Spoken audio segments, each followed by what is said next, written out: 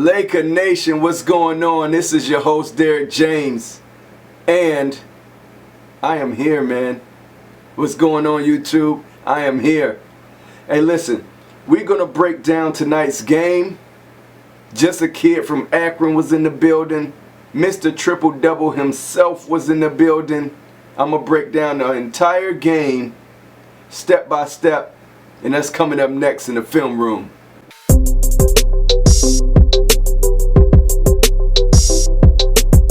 I'm just going to briefly talk about I'm going to I can't even get my words out, man. Listen, I'm going to briefly break down this game. You know, I talked about everything that we needed to work on in the first two pods.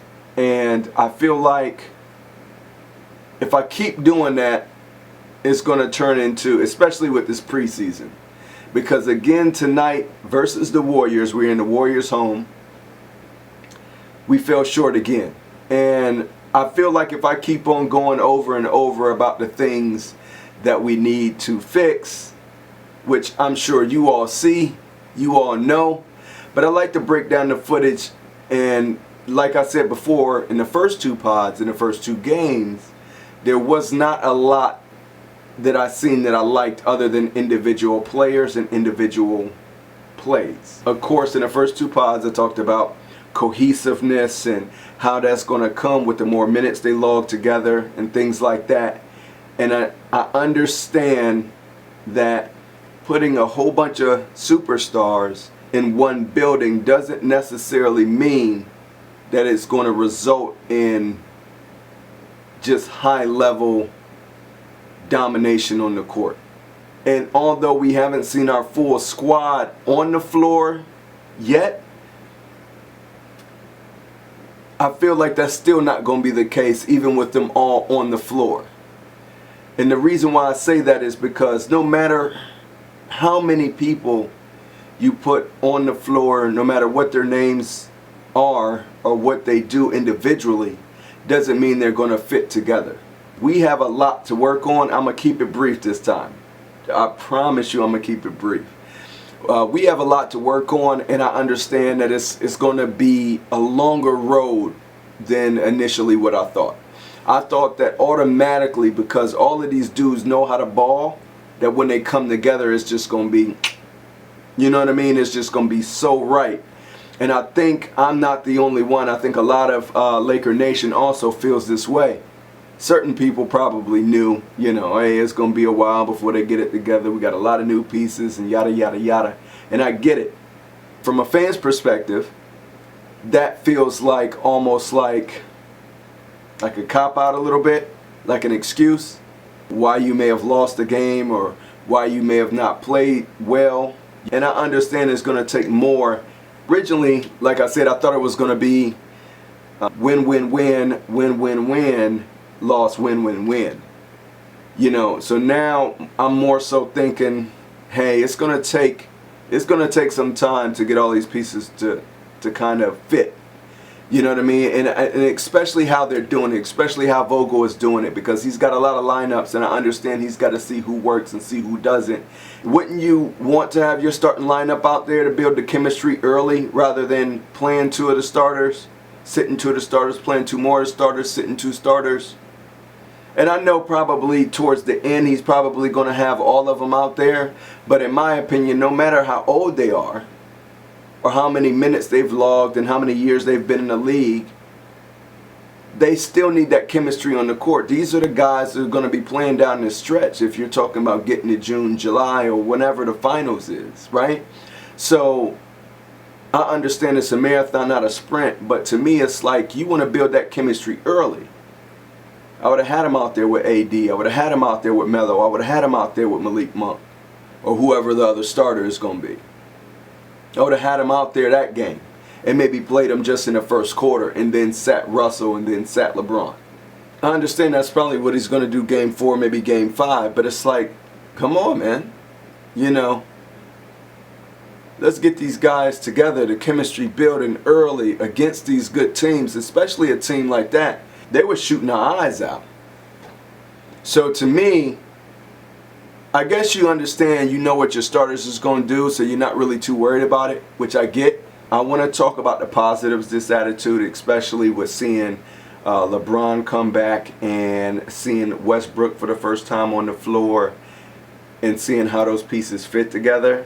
Of course, I still have to talk about what we did wrong and break that down. Things that we need to work on, but the things that I liked and that we want to see more of. I act like I'm a part of the Lakers coaching staff and something like this jump. I think as fans we all are, right? We all are in that coach's chair. We all are in that player's chair, to where when we're watching a game and we're feeling all these emotions about our team and seeing our favorite players play and you know, in and out of the lineups and things like that, I think we all put on our coach's hat and we all put on our player's hat. And first thing I'm going to do is I'm going to go to the footage. This is the Lakers versus the Warriors. We get the tip, goes to LeBron, goes to Westbrook. Westbrook turns the ball over. Steph then drives down, gets a layup. Other end of the floor, LeBron. Nice assist to Malik. Malik just pops, hits the three. Malik with the ball, creating the offense. Lob up to DJ. DJ puts it in. It was a nice play. I love seeing Malik in that light. That's why I want, really, if Malik is not going to start, I really want to see him as the point off the bench. He brings down the ball. Russell Westbrook with another turnover, trying to get it to Melo.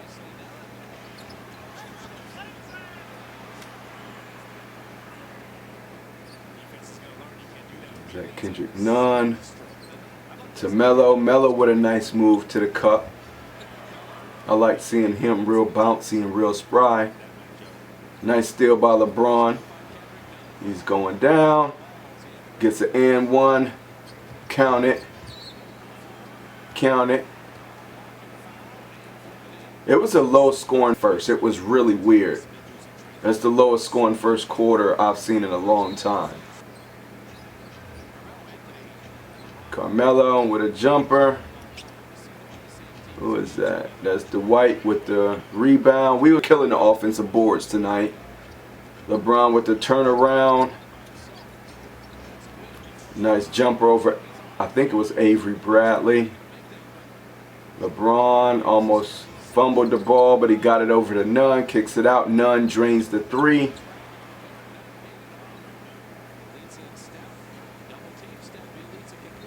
Our defense was terrible. There's a few things I want to talk about that I noticed right off bat. Alright, so first quarter ends. And like I said, it was a slow start. It was a slow first quarter, right? It was a slow first quarter. But what I seen in the first quarter was that this is going to be nice. Of course, anytime you got LeBron, he's just, dog. He is the smartest basketball player I've ever seen. The smartest one, man. I mean, he makes the right reads. He knows where the ball should go to and when it should go to him. I mean, almost every single time. You know, and it's crazy how much, when you have somebody with that high IQ, what it does for your offense. Because it definitely shows when LeBron is in the game, and it definitely shows when Rondo is in the game. You know what I mean? And that's what I talked about when I alluded to earlier in the second podcast about age versus experience, right? Or being old versus experience. Because the narrative is that, oh, the Lakers are old. They got the oldest team in the history of the league or something like that. And it's just like, no, there's a difference between being old and being experienced. You have that notion in your mind when you hear the word old, that it refers to kind of like broken down, maybe not moving as fast, you know. You add the word experience, that's what these guys are. You know what I mean? Like, we've seen old players, right? They get off the bench or they come in, they barely get any playing time, and when they're out there, you can actually see their age.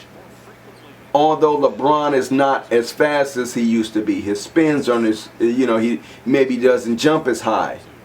Carmelo the same. But when you see him on the floor, It doesn't look like old age. It looks like experience. And it looked like guys who've figured out how to compensate for maybe the loss of speed, maybe the loss of jumping, because they add certain other elements to their game.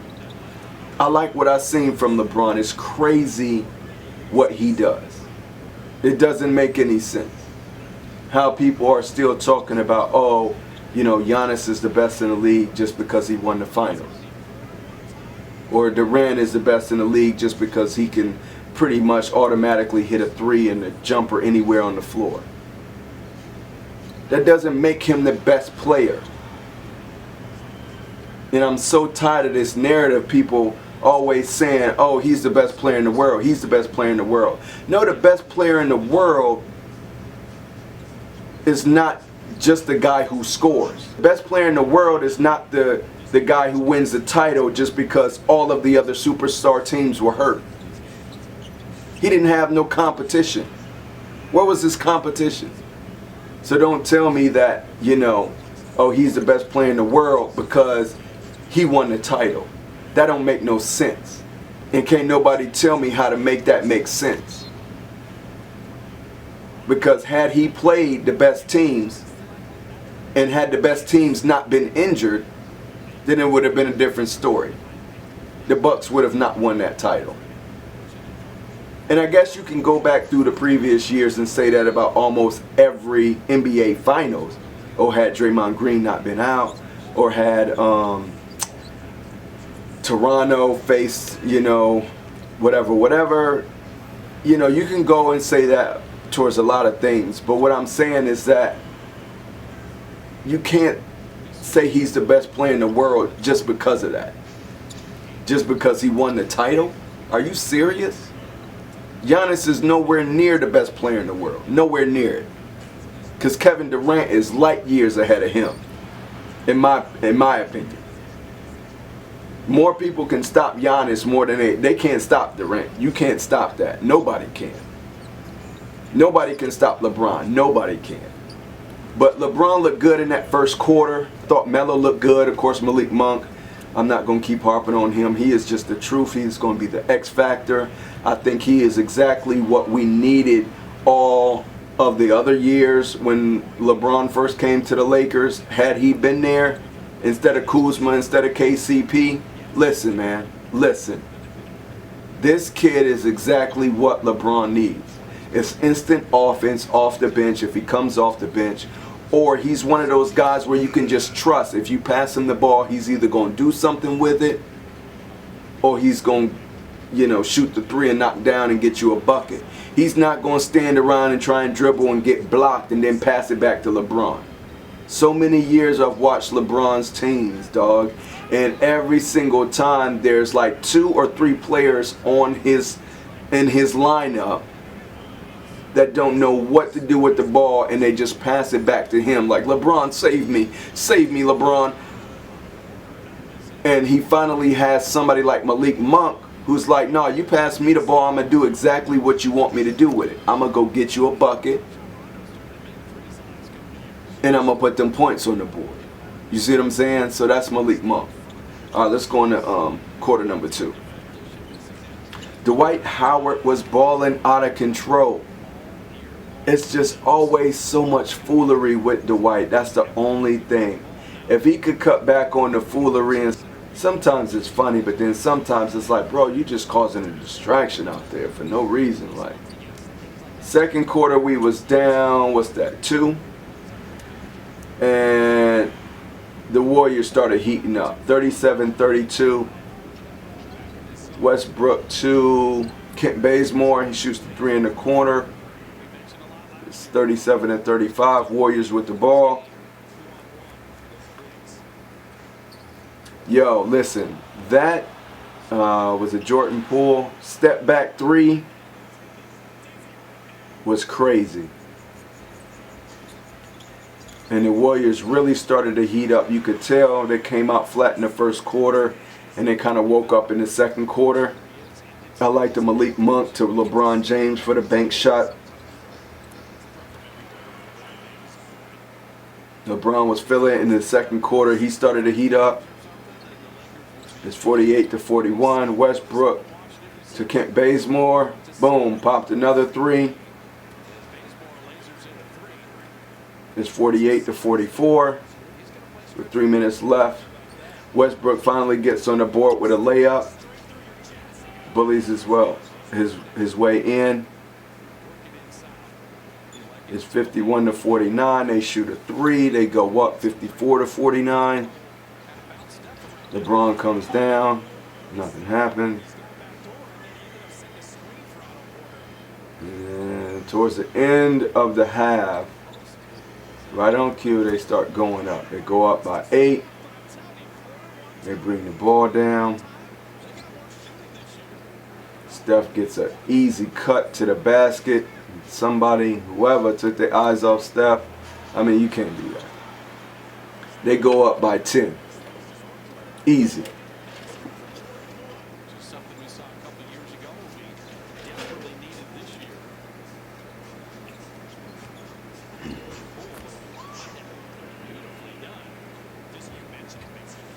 Easy floater for them. He just walks right in the hole. Okay, so I'm going to pause. Now, I don't remember if it was in the second quarter or the third quarter. One of our main issues tonight, of course, and this is going to be game to game, y'all. Trust it. Trust the process. It's going to take some time. And looking at these games is going to take a lot longer than I anticipated. And I hope that me telling you this is going to ease your tension and ease your fears about what's going to happen this season, because it's going to take some time. They've got a whole new team that new players have got to learn the schemes. They got to learn the defense. They got to learn where to be. They also have to learn how these players like to play. And then the players that stayed, you know, LeBron, THT, AD, and the janitor crew, they all got to learn. The new players is we turn the ball over so much. Like so much. It was ridiculous. I've never seen a team turn the ball over so much on so many possessions back to back to back. It was ridiculous. And you know, alright, I'm just going to say it. Russell Westbrook gets a lot of turnovers. He does. Because at his pace, at his speed, not a lot of people can keep up with that intensity. Not a lot of people have that motor to keep going and going and going and going and going. But this was something different. These turnovers tonight were common mistakes when you're playing with a new team. So if you ever played pickup ball in the park and you've been running with a team for like 3 games straight and you just keep beating every team that comes up. Oh, we got next. You know, the more times you play with your team, the more you build and see what they like to do and where they cut and all of that. And you kind of break it down in your mind. But as soon as you lose and you get off the court and then you come back on with another team, it's very hard to win because now you've built up a chemistry with this team. And so, I mean, it's the same thing here.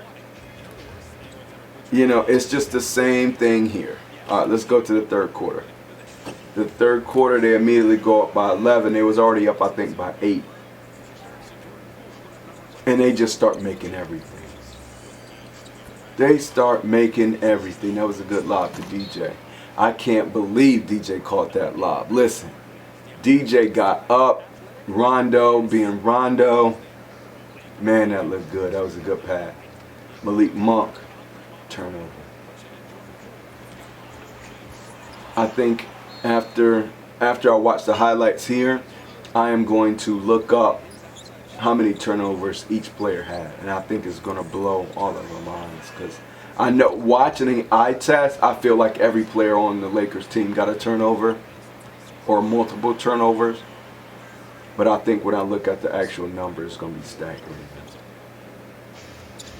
After we've been so good handling the ball for the first 2 games and not creating that many turnovers. Reeves looked good. Like I said, if Reeves is not running the point and he's running a 2-guard, let that man shoot. But I don't know if it's Vogel not having plays called for 3-point shooters or if it's the old school. Look at Bazemore. That pass was just crazy. This is the fourth quarter. So the third quarter, they just went crazy. The third quarter, they just shot our eye. The second and the third quarter, it was unreal how much Jordan Poole was making. Which brings me to my segment. Bruh, who that?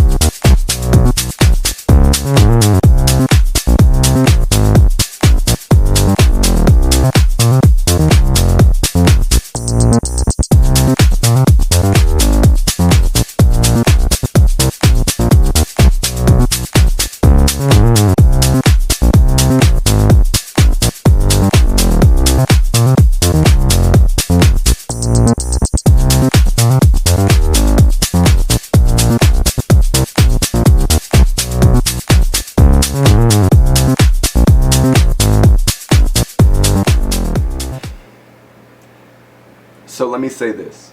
I remember hearing his name. I know he plays for the Warriors. But tonight, I now know who Jordan Poole is. Bruh, who that? Jordan Poole, man. I salute you, my G. You did a terrific job tonight. I didn't really know who you were.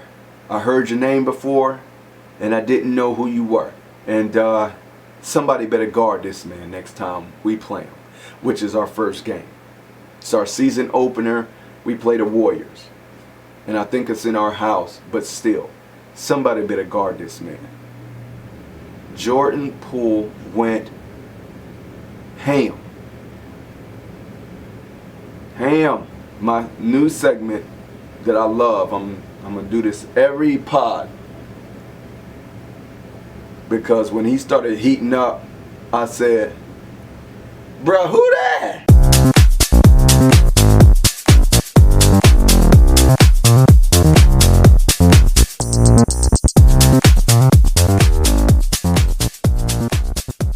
Jordan Poole is a problem for all the teams.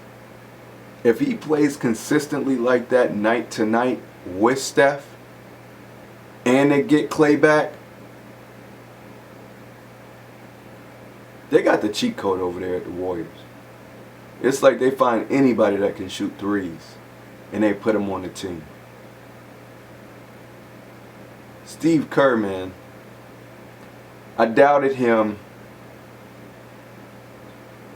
and I talked all this stuff about him not being a good coach because you have so much talent around you. It's easy to say, oh, he's the best coach because you got so much talent around you. And the players are making you look better as a coach because they're playing so well. But then the following year when Clay gets hurt and it all breaks down and then Steph has a lot of injuries, they immediately just drop right to the bottom of the pack. And I said, see, there you go. I told you he wasn't no good coach. And then last year, what Steph did with that Warriors team, what Steve Kerr did with that Warriors team, and I gained respect for him. Steve Kerr is a hell of a coach, man. He took a bunch of no-names and put him with Steph Curry. With all due respect, like, these players are good, but nobody knew who these players were. And they did so well, they almost made the playoffs last year. They almost beat the Lakers last year to get in the playoffs. The defending champs to get into the playoffs. Everybody who he puts in this system is like, it's ridiculous. They pass the ball around and use all of the 24 seconds on the shot clock until they find the person who's open, and that open person then proceeds to make a bucket. I've never seen a team like the Warriors team. Maybe the Spurs is probably close without the flair. They do it at such a high clip, it's amazing, and it's so much fun to watch. Just playing ball and having fun. That's how the Warriors look when they play basketball. And I haven't seen a team like that ever. It's like that culture over there is so good, and that can only be done from the top. A little long rant, but salute to Steve Kerr, man. All right, we're going to go into the fourth quarter. Dwight was going ham. So we started to come back. We were down by like 20. We started to slowly get back in the game. Of course, once Steph went out and Jordan Poole went out, I think they had 50 points by the time we had 60. Two of their players had 50 points, and we had, as a collective team, 60.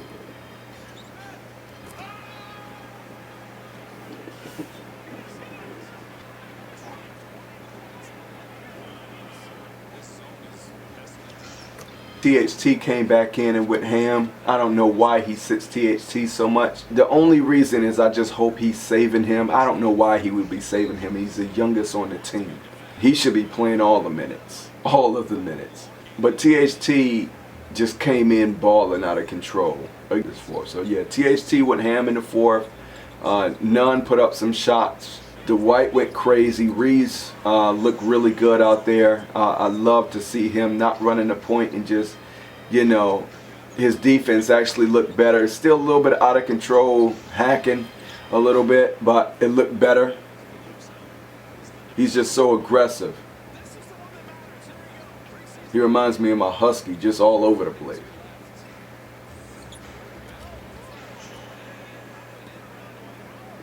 Rondo looked good, of course. Rondo was trying to will this team to a victory. Alright, so it ended. We lost 121-114. I'm going to briefly talk on some negatives, and then I'm going to talk about positives. The negatives were, I've been saying this for 3 years now. Even when we won the championship last year in these first preseason games. I just don't know if Vogel is the coach that we need. LeBron saved Vogel because LeBron was so hungry and AD was so hungry, and they probably promised each other. LeBron said, bro, come to LA, my G, and I'm going to get you a ring. And AD said, I'm going to come to LA and I'm going to help you get your fourth ring. And they did that. And they saved Frank Vogel. Now, I have been very critical of Vogel, and I finally seen a video on YouTube in one of their practices, and I actually heard him speaking to the team, and I was like, oh, okay. He does sound like a good coach. But for the past 2 years, it seems like we've run the same play every game for 2 years straight. Now, I understand in the championship year, you win with that. You win with these schemes. You win with these plays. And so you repeat in the second season thinking it's going to get you a back-to-back. My thing is, when you noticed it wasn't working in the beginning of the season of last year, why did you not have a contingency plan? Why did you not have any plays drawn up to get Kyle Kuzma going? Or to get some of these other guys going on the three-point. It's like he doesn't like the three-point plays. Because I barely see any out of all all of this history that we've had. How the Rockets, when James Harden was there, used to get all of these threes, and all of these guys with threes, they used to run all of these crazy nice plays. The Warriors, so many different teams. The Jazz last year. So many teams have so many three-point shooters. And the Lakers have, ever since LeBron has been there, has been bad. And I don't think none of these players are actually bad three-point shooters. I think that these plays that Vogel has, whenever they do need a three-point play, they're just not good enough. They're mediocre. Because when I see the Warriors running all of these picks just to get all of these guys flying off the wing to make these threes, I'm like, why can we not come up with something like that? Now I say that with a caveat, because the Warriors, I don't know if y'all seen it, but I seen it, and they weren't calling nothing. But I don't know how many moving screens they got away with tonight, but it was ridiculous. When you set a pick or a screen or whatever you want to call it, you cannot then stick your butt out and back up. You cannot stand stationary to pick a player and then move him. That is a moving screen. That would have gotten called so many times, and I'm hoping it was because it was preseason and they wanted a high-scoring game and they wanted a lot of offense and they just wanted the fans to get excited about the upcoming season. But bro, there were so many moving screens to get these guys open. It was ridiculous. So I say that with a caveat. So of course we seen it. We seen the turnovers. The turnovers were crazy. It's like nobody cared about the ball at all. Come on, man. Come on. LeBron historically gets a lot of turnovers, and I think he may have had one or two. Westbrook came down the court, I want to say 3 or 4 times back to back and turned the ball over. Malik Monk turned the ball over twice. Kent Bazemore got out on a fast break and in transition and threw the ball way up in the air. I don't know what was going on tonight. A lot of turnovers. Shot selection. Shot selection is another one. You know, it was just, we were just lazy, like just taking shots just to take shots. And it annoys me because when I see teams like the Warriors, you see them passing. And then when you think a guy is open, nope, he passes again. And then they finally get a bucket. And it annoys me because it's like, this is 101. This is hooping 101. But what we would rather do is, as soon as we catch air, we want to hoist up a jumper. And although not contested, it's not a good shot. Why don't you know that's not a good shot? I've never played pro basketball, college basketball, nothing. But I know when I'm playing pickup, it's exactly the same. You know, as soon as your arms go up to hit that jumper or to hit that three or whatever it is, something feels off. Now I understand at that moment you can't then pull it down and pass or whatever, only LeBron does that. But, you know, I know that you can't then pull it back and, you know, so you just shoot it and you hope for the best. But you know, bro, you know that's not a good shot. Why are you shooting? Why aren't you looking to pass? Looking to make a play. It's about team, not you. It's about team, not you. That was another thing. That was another takeaway. That was it, really. I mean, of course there was more, but I'm not going to do a deep dive. I want to go into the positives. The positives were, because this team was a smaller team, bro, We hit the boards tonight. DJ and Dwight did their thing on the boards tonight. There were a few points I think they just could have got. But, you know, the Warriors was playing some good defense tonight, too. They was all over the place. Hands were moving. Hands were extended.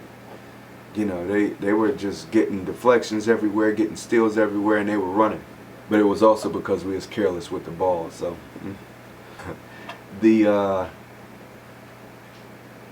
but it was good to see that. It was good to see that just in case a team wants to go small on us, that we can still do what we need to do as a traditional team and play that old school ball.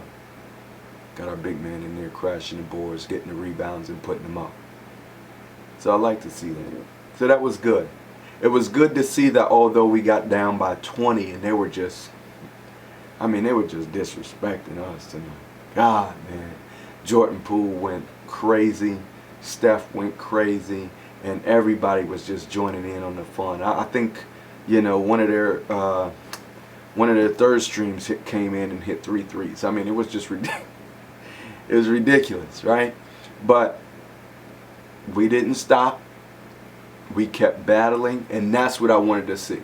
You know what I mean? So I wasn't as upset this game with the loss because at the end, at least they battled back. So although I felt like, yeah, we probably gonna lose this one, it was like at least they battled, bro. At least they didn't give up and say, yeah, you know, tonight is not our night.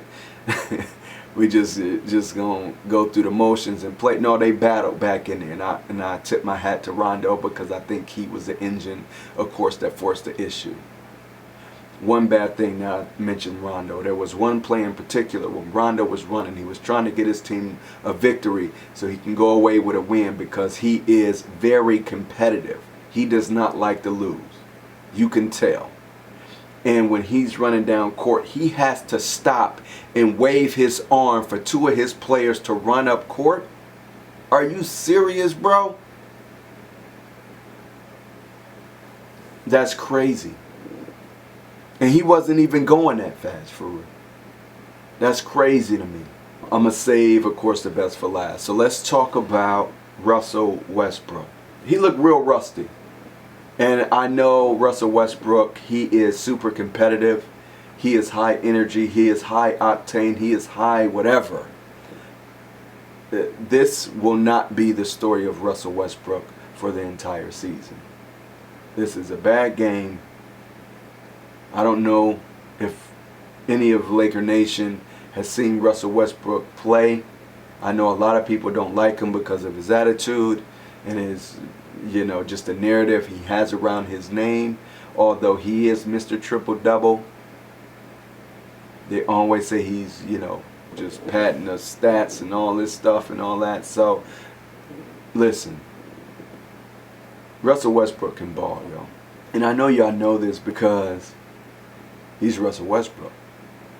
He's one of the high names that everybody knows, right? So it's like, you know, but it was an off game. Now he's going to have a lot of turnovers. He's going to have a lot of turnovers. But tonight it wasn't a good night. You know what I mean? I think it was nerves. I don't know what it was. I can't wait to see the post game to see what he says because I know they're going to interview him and he's going to talk about it and maybe get annoyed with some of the reporters, hopefully, and give me some good content to put up here for y'all. It was an off night, and I know this is not going to be the end-all be-all for him. He's going to have a lot of good nights that we're going to respect him and pull him and embrace him as a Laker soon enough. He just give him more than one night. So that's what I'm going to do. I know my grandma, who is a huge LeBron fan, almost my entire family, I guess, is from Akron. So we all pull for LeBron, you know, just off the strength. So to see one of the best players in NBA history, the best player in NBA history, come from Akron, bro. And I think only people from Akron, Cleveland, in that area know. You know what I mean? That it's real, you know. And although they say, yeah, Steph was born in Akron, don't make him from Akron. No disrespect, because I like Steph, but I'm just saying. Yeah, I think Russell Westbrook is going to be a good fit. There was a lot of things that I liked. There was a lot of things that I didn't. The turnovers is not going to be like that every night. Although he will get some, it won't be in that extravagant manner where it's like back to back to back to back to back. Almost every play you're seeing this dude just lose the ball or throw a bad pass or then deflect the bad pass. He's rusty, whatever the case is. He had an off night. Just off the strength of his name, he deserves that. Malik Monk did it again, man. The X Factor. Yeah, he got a few turnovers. Yeah, he missed a few shots, but those were bad shots. He took bad shots. That's all I seen. I didn't see him missing consecutive shots. I just seen him taking consecutive bad shots and missing. There's a difference, right? I like the fact that either his first or his second shot is going in. I mean, he's proved it for 3 games straight now. Whereas your KCP, your Kuzmas, your all the other players that we've had in the past, it seems like it takes them maybe 4 or 5 shots before they actually finally make one. You know how disheartening that is for them to call you a shooter or claim that you're a 3-point shooter and you're a good shooter and shooter this, shooter that, and it takes you 4 or 5 tries every game just to hit one? Bro, I can go out there and do that. Anyway, so to see him come in and consistently make the first or his second shot is really good to see. I think same thing with Kendrick Nunn, bro. You just got to touch the ball more and you got to get into your bag. You are better than this. You are better than this, bro. Start doing what you do. I mean, bro, you're a beast, man. We seen you play. We know you can ball. Go out there and ball. I know it may take a little bit of time. Be yourself. I say the best for last, man. LeBron looked like LeBron. Out of everybody talking about how old LeBron is and I see is nobody beats Father Time, da-da-da-da-da. Can't say nobody no more, man. Because listen, the average career, the average NBA career is not the numbers that this man is putting up. Not only is he putting up historical numbers as far as how long he's been in the game, he's been arguably the MVP candidate for over a decade.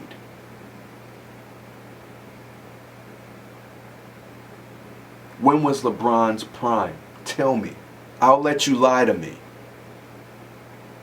This dude has no prime. His whole career, he's been prime. 19th season, 18th season, 17th season, 16th season. You can put him in a discussion for MVP. Had he not had the groin injury, had he not had the other injury last year, come on, man. Y'all gotta stop it. Y'all gotta stop it. I understand. It's like what Drake said.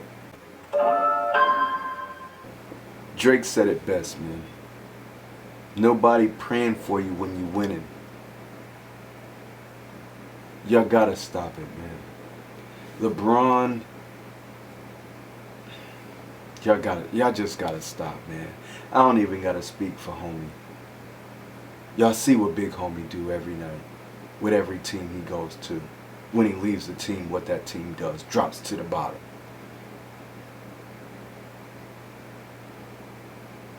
Come on, man. Y'all gotta stop it. Never been coached by a Hall of Fame coach. He's built different.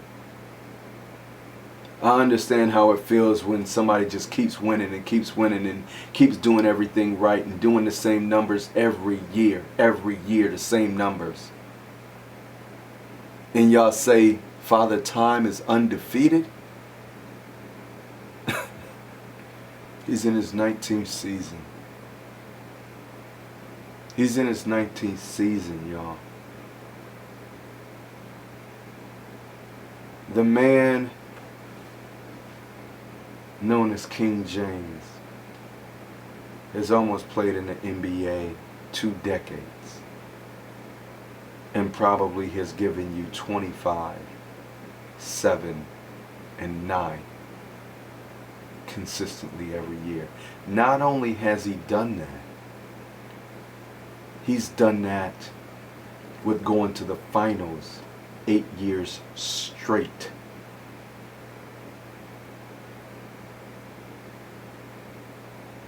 Name me an active player that's been to the NBA finals 8 years straight and still puts up numbers like he does. That is still an MVP candidate like he is year after year after year. This best player in the world nonsense that y'all are kicking to the public, stop it. Y'all ain't fooling nobody, bro.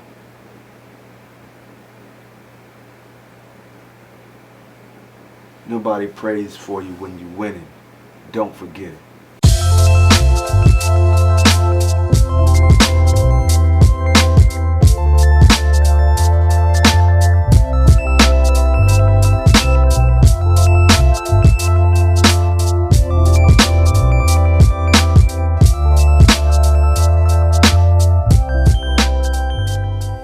Hey man, I appreciate y'all watching. I appreciate y'all listening. I know sometimes I go off on a tangent, so these minutes, these seconds that y'all are watching, I definitely appreciate it. I hope y'all feel the same way that I feel, and if you don't, please leave it in the comments. And yeah, subscribe, man. I'm gonna keep making these videos. I'm gonna keep talking about these Lakers, what we're doing out here, what LeBron is doing out here, and how he is every day, every second, every minute changing the face of the NBA, changing the narrative of the NBA players and what they do and their value and everything. Amen. Y'all been good. Laker Nation, stand up. This is your host, Derek James, just a kid from Akron. I appreciate y'all watching. Till the next time.